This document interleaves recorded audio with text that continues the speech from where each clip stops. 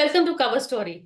Today we have with us one of my favorite authors and guests on Cover Story. We have Vikram Sampath, historian and author. He's out with his latest book. This time it's a biography of Tipu Sultan. I have a copy with me, and thank you, Vikram, for coming on the show. And it's an excellent book. I must compliment you. After a biography of Savarkar, you've written the stories on the brave hearts of Bharat, and now we have Tipu Sultan. So, congratulations on your latest book. Thank you, Priya. Such a pleasure always to talk about my new books with you each time I come out with one. That's true. And also, what I like is our conversation, it always goes on beyond the book, and, we never run out of things to talk about.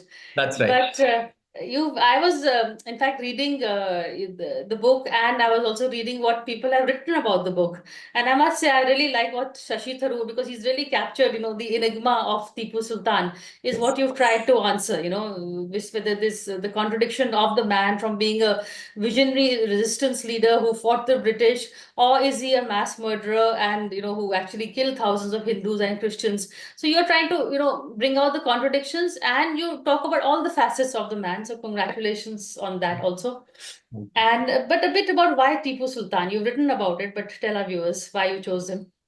Yeah, so in fact, I keep saying this. I owe my foray into literature and into historiography to Tipu Sultan in some ways, because that's how I got interested in writing history. There was this book of Tipu Sultan in the 90s by Sanjay Khan. And if you remember, the Mysore royal family, they were shown in a very poor light in that serial, just to show Hyder and Tipu in a very good light. And as a young boy, I was quite disturbed by that. And that's how I set off on a trail of discovery to find initially about that one king and queen who were misrepresented in the serial. And so the interest expanded to the entire dynasty of the Wadiyars, and they ruled for about 600 long years, of which 40 years was an interregnum, as the subtitle of the book also says, an interregnum, which is an intermission between normal governments. A lot of people ask me, what does that word actually mean? So where there's a usurpation that happens and a normal government is overthrown and someone else takes over. So this 40-year, 4-decade intermission of sorts saw Mysore taking a very, very different trajectory. And I was quite fascinated by this period even then, when I was writing my first book, which came out in 2008, almost 16, 17 years ago, Splendors of Royal Mysore. And in that... How old were you then? Must have been really young, like yeah, I was 26, 27 then. Yeah. But so in that, there was this one section on the interregnum period, but that period really fascinated me, because I think it was the last bastion of resistance even to the British. And after Tipu's death, almost the foundations of the British Raj were laid thereafter. And I wanted to zoom in more deeper into that, that 40-year period, and also analyze all the different players who came. It is right in the heart of the 18th century, which is a century of chaos for India. The political flux, the kind of machinations, the wars of successions happening, and the European powers intertwining themselves with local politics. And we Indians actually not understanding, and no power probably understood it, including Tipu or his father, of using Europeans for their local, skirmishes with a neighbor and so on, not realizing that in the long run, they're going to overthrow you and take over. So this period also holds a lot of lessons for us as Indians today, as to, what was the threshold at which we lost our sovereignty and capitulated to European colonialism. So I thought this period was very important and it needed a deeper focus. And that's how this book had been germinating for so long. I've taken the last 4 years to revisit some of the sources and start writing about him with a fresh light. But also, Vikram, is there a theme to your books? I mean, even for instance, Veer Savarkar, there'd been a lot of perception about him, which you actually tried to bust a lot of myths when you wrote his biography, the 2-volume one. Here again, here this Tipu Sultan was more or less a revered figure, as you yourself write. I think in your epilogue on the post-colonial representation of Tipu Sultan, where you said that I think from 99 onwards, there was an attempt to, maybe the Sword of Tipu Sultan, a serial was made. So to revere him as this, great strategist and reformer.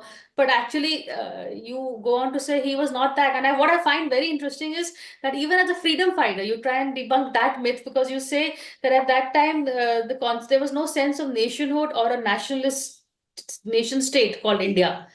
So even him as a freedom fighter, you say all he was doing is protecting maybe his turf. But you explain this. Exactly.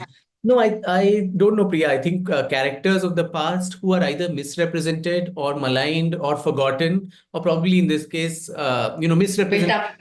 by building up in a false manner, they somehow come looking for redemption through my pen. So I think it's a historian's responsibility when, especially characters of the past like this, get so much weaponized in today's contemporary politics.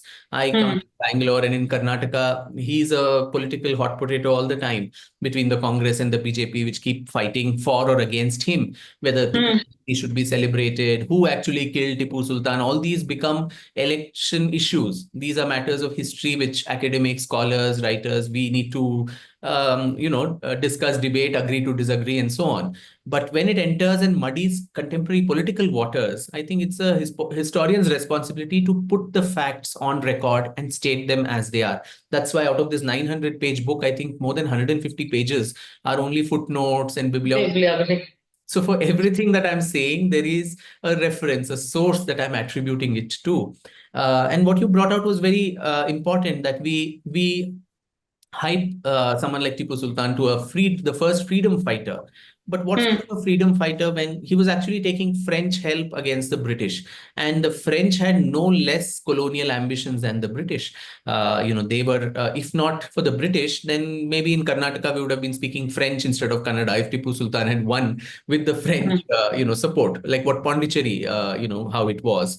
It took a longer time to redeem Pondicherry than it took the rest of India.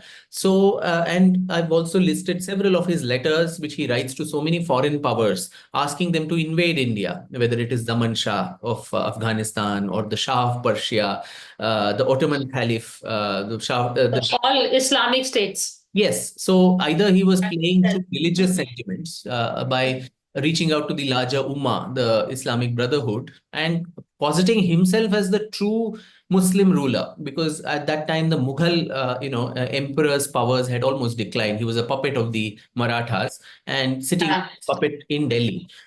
So constantly his letters to all these foreign Muslim powers were that the Mughal is now a slave of the infidels, the kafirs, and I am the true Muslim. And see what all I have done. I have broken so many temples, I've broken so many churches, I've killed so many people.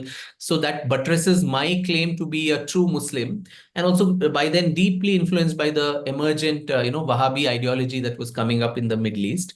So on the one hand, he, speaks to the religious sentiment of those kings. On the other hand, also using the French support for British, conquest. So I don't know if there was any idea of, freedom for the country and all of that. He was certainly fighting the British to save his own life, his own honor, his own kingdom, like all the other kings in the time were also doing. They were sometimes they would ally with the French, sometimes with the British, sometimes with. So it was no, principle based, support or going against any of the contemporary parts. And that was one of the weaknesses of, I think, the Indian rulers of that time, whether it was the Nizam or the Hmm. Peshwa or Tipu or anybody else, the Travancore rulers. They didn't realize that you are involving external powers in your internal squabbles. And one day, you're going to face the music for that. But his build up. Why do you think that happened? Was it, it was, of course, one was because of the serial. Then we have Vijay Mallya bringing the sword of Tipu Sultan. Was there a political, or was it a cultural revival, or was it there a political motive behind it? I think multiple reasons, Priya, because one is, of course, a lot of his atrocities and so on were perhaps known in Karnataka and parts of South India, whether it is Kerala or, Mangalore and Coorg and all these places. Hmm. But I think for the rest of India, which is so Delhi-centric history that we read, everyone Hmm. knew about Aurangzeb's excesses, but Tipu as the Aurangzeb of the South, I think very few Nice people one. would would actually put it that way. Nicely coined, yeah. But yeah, it's Aurangzeb was vilified, but I think the South, Tipu goes under the radar. Yeah, yeah. So the South stories are never picked up in a large manner, and they only cherry pick what is nice and some redeeming features of his character. That could be one reason. The other is, of course, what we've discussed even in the earlier conversations, that a very, very perverse manner of writing history in India, particularly after freedom, where, uncomfortable truths should not be spoken. A lot of these crimes should be whitewashed, laboring all the time under some kind of misapprehension that if we tell the truth as it is, as how history should be, somehow communities of today will get upset and social cohesion today will get upset. You need to whitewash the crimes of a particular person and make that person palatable to a community today to either cultivate a vote bank or to, gain their support. And in this murky world of politics entering history, a lot of the whitewash happens. And I think also that the fact that he no doubt was a brave soldier who fought against the British, though he never won any major wars against them. All the wars that he won were under the leadership of his father Hyder. The second Mysore War or the first Mysore War, the third and fourth that he fought independently, he was badly vanquished. In one of them, he had to give away half his kingdom. In the third Mysore War to Cornwallis, two of his sons are given away as hostages, Abdul Khalik and Mahizuddin. And the last Mysore War, he is killed in Srirangapatna. So, but still, the fact that there was someone fighting against the British, and since it was the British who finally colonized us, I think post-independent narrative is that anybody who fought the British becomes a great person. Even in popular media, you have the British as the bad guy, the Indian person who's fighting is a great guy. I mean, you have Lagan also like that, right? The movies like everybody, the subaltern fighting against a colonial power. So in that setup, whether he won or lost did not matter. He may have been a brave warrior against the British, but at what cost? What was what was his social report card like? What was his, treatment of communities? And these are not some archival memories that are sitting somewhere in some book, in some library. These are living trauma for several communities to this day. In southern Karnataka, in Kerala, as I mentioned earlier, the Kodavas hate him. On 12th of December, 1785, he calls a group of Kodavas, almost thousands of them, to this place called Devati Param, with the false promise that we will have a peace deal. And once they come, they're all disarmed, and then they're all stabbed in the back, literally, and a mass massacre of Kodavas happen. And the Kodava National Council to this day commemorates 12th December as a day of mourning for their ancestors. Similarly, the Christian groups in Mangalore, the Canara Christians, almost 27 churches of theirs, burned down by Tipu, including the Milagres Church, which is so famous there, which was rebuilt much later. Upwards of 40,000, 50,000, 60,000, Christians dragged all the way from Mangalore to Srirangapatna, sometimes tied to the feet of elephants and all of that, and most of them getting killed or converted and all of that on the way. The Mandyam Iyengars, 700 of whom were actually killed very ruthlessly on the eve of Deepavali. And that is why even to this day, that community does not celebrate Diwali. When the whole country, we just had our celebrations, they observe it as a day of Shraddh or mourning. And so also the very brave Nayars in Kerala, who were treated with the utmost contempt. And for all of this, one doesn't need to go far. You just have to go to Tipu's own letters, where in each letter he's exulting, he's gloating over the fact that I have killed so many people. I have converted 4 lakh infidels and made them accept the true faith. So there's no interpretation. There is no scope for, any kind of confusion there, where in first person, he's talking about it and feeling very proud about it. When you valorize somebody who has this kind of intergenerational trauma and memory that is lasting to this day, I think it's quite a problematic issue where you just wash out all the truths of the past and try to provide a very sanitized image, which is not really correct. Okay, I'm going to take a break and come back and keep the conversation going. So just stay with us.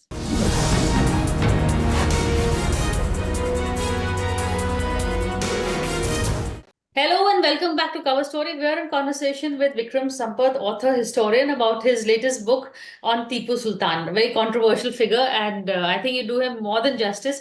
But in the book also you talk about the movie, and you talk the Sword of Tipu Sultan, and Girish Karnad, when he talks, I think he dwelt a lot about the fact that what you also talked about, that his sons were given hostage to the British, and there's no sympathy for him for that also. I found in your narrative. You see, ये तो practice होता है. I mean, Well, I found. uh, one should see, you can't see incidents of history as standalone incidents. What is the Mm, context in which that giving away hostages, etc., was? And he mm, agreed to do that and it was just for 2 years that they were away from him. They were kept aside as hostages till the time he paid the war indemnity. He had a huge war indemnity of about 3.5 crores that he had to give to the allied forces. The Marathas, the Nizam, and the British all team up against him, and it's a tripartite attack on Srirangapatna. And he loses that war very badly. One sees that as what was the reasons that he got there. Now, 5 years after he, took over the throne from his father, who died in the middle of the battlefield in 1782, the first mm, 5 years he had a fantastic dream run that any ruler could dream of. He defeated the British the second Mysore war, which was underway under his father. He concluded it to his advantage. The Treaty of Mangalore, which he signed in 1784, it was perhaps the last document that an Indian power signed on an advantage to itself against a European power. So that was a great plus. He managed to defeat the Marathas, who were already in a lot of turmoil, after the death of Madhavrao Peshwa. He also managed to quell all mm, these rebellions in Coorg and Malabar and all of these and the atrocities that he committed. And he sent an emissary all the way to the Ottoman Caliph to get the right to be called the legal, king of Mysore. So a freedom fighter who actually seeks validation from a foreign power to actually be called a ruler, because he knew all the time that he was a usurper. He was not the legitimate ruler of the kingdom. His father had snatched the kingdom, and that was not a hereditary passover to him. So he tried to get this sanction from the Mughal. The Mughal was not interested. So he sends an emissary all the way to the Caliph, and he gives a permission to rule. And all of this, the high that one has, he started mm, Islamizing the kingdom. Mysore became Sultanate Khudadad, Sarkare Khudadad, or the God-given kingdom. Persian started replacing Kannada and Marathi as the court language. Places, names of all the places being changed. Mysore becomes Nazarabad. Uh, yeah. it becomes Farrukhabad. Coorg becomes Mm, Zafrabad. So, the Islamization of a kingdom, which was a Hindu majority kingdom, ruled by a legitimate Hindu ruler whom they had deposed, which mm, father did not want to upset that apple cart. So he kept the Wadiyar as a puppet, but everyone knew where the power actually lay.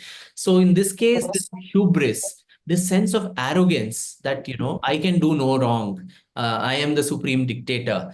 All this leads him step by step to his own downfall.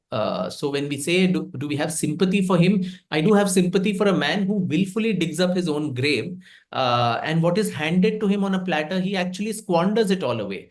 And the main contest, or the third Anglo-Mysore War, breaks out because he makes this very, very aggressive incursion to Travancore by breaking what are known as the Travancore lines, the Nedum Kotta, as it is called there. And that is the first time he experiences defeat. He actually falls off his palanquin, and he breaks his and till the end of his life, he has a perpetual limp because of that. And since Travancore was a close ally of the British, so the mm. British defend their ally, they come and attack Mysore, and that's how Lord Cornwallis comes to the Third Anglo-Mysore War.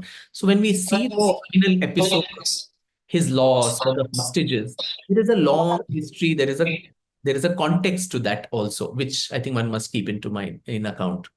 Okay, fair enough. But you also talked about his father and how he, snatched the throne from the Mysore royals who actually helped him and saved his life in a way. And this is the thanks. And also the depiction of the Mysore royals, as about that they were not capable to rule, and they're depicted in a very bad light also. Correct.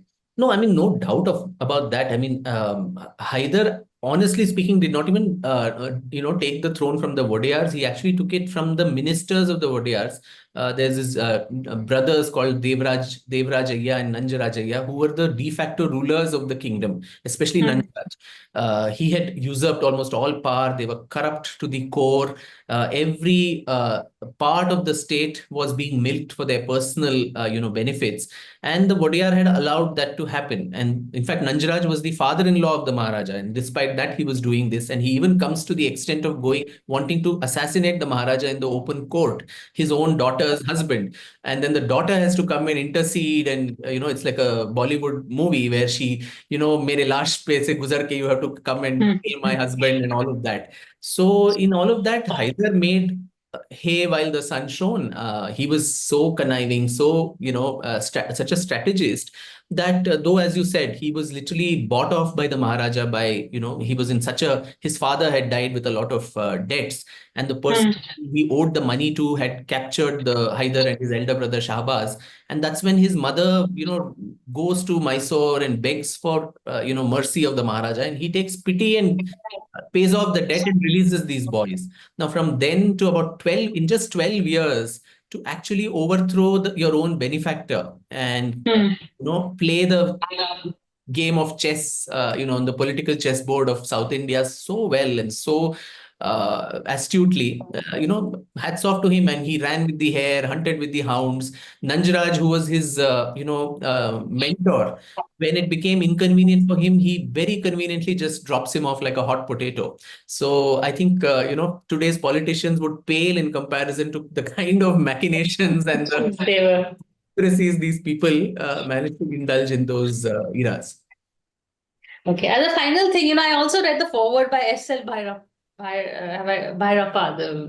and he talks about how when, his conversation with G. Parthasarthi, if you can just relate that, since you also wrote about the Kashi Vishwanath temples, and this That's relates right. to that. I think Dr. Bhairappa is a nonagenarian now, 94, I guess, and he's seen so much, and he's a doyen of Kannada literature. And the Kannada literary world has been divided. He had his run-ins with Girish Karnad and others who tried to eulogize Tipu.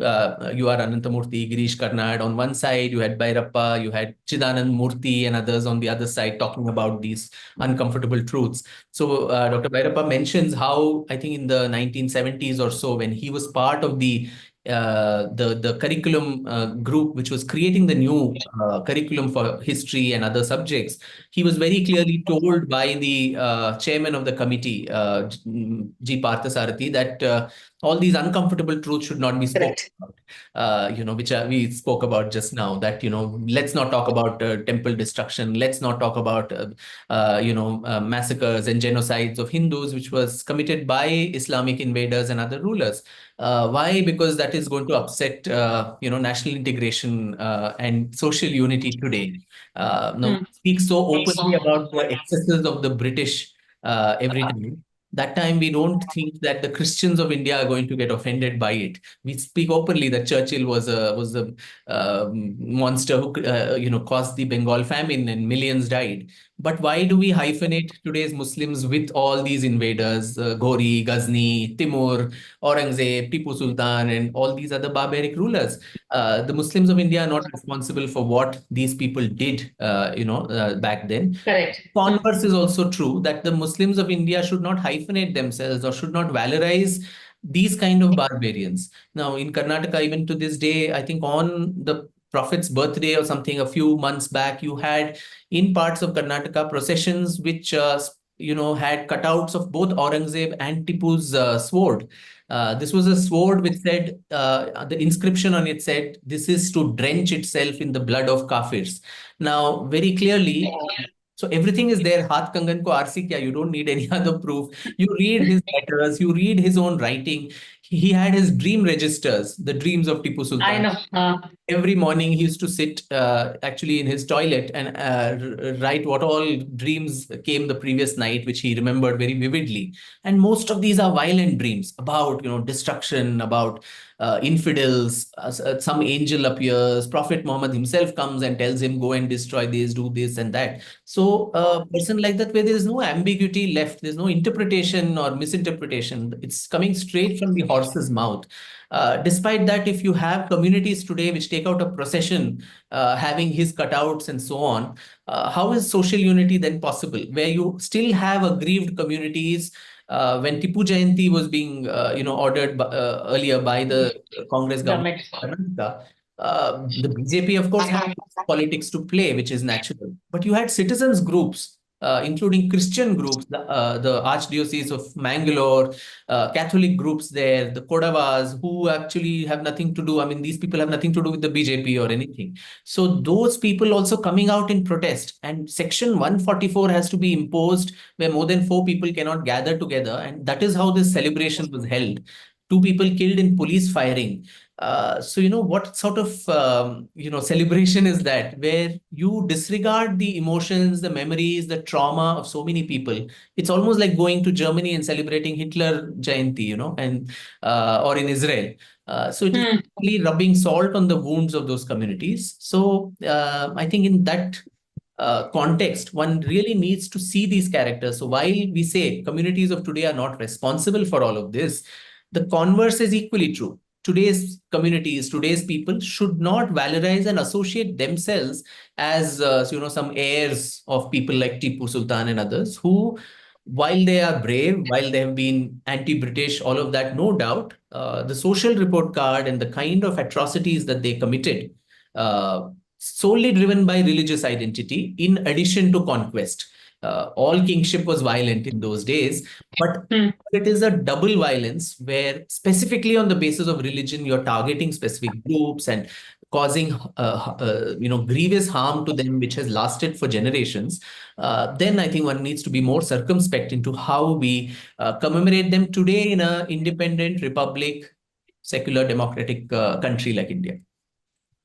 Congratulations, Vikram. You just busted another myth. But before I go, you talked about his gruesome dreams. You also mentioned his gruesome toy. You can share that too with us, which is now in the Victoria and Albert Museum. Oh yes, so that was he all his living daylights were supposedly spent in his room playing with this toy where it's a huge wooden contraption where it's a tiger, which was the symbol of his kingdom. The stripes of the tiger were his standard and so on. So tiger is hunting a British soldier who's fallen, and so once you move the handle of that apparatus, the whole thing moves. And gruesome sounds were coming of the howls of the tiger and the shrieks of this British guy. And I believe every day he used to play this to give himself inspiration to actually kill the British. And so the British found this in his palace in Srirangapatna after his death, and they shipped it all the way to London. And without thinking much, they kept it in the library of all the places. Of all the places. And suddenly, in the middle of the day, when scholars were deep in study, this apparatus would start operating by itself, and there would be howls and shrieks and growls coming, making most of the scholars, get very scared.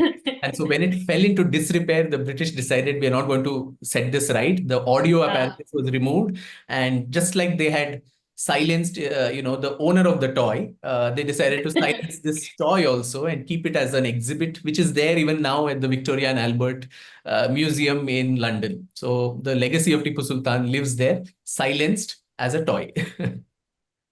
On that note, thank you again, Vikram, for this book, and congratulations, and hope to do more interviews with you soon. But in the meanwhile, thank you. Thank you, Priya. Great pleasure always.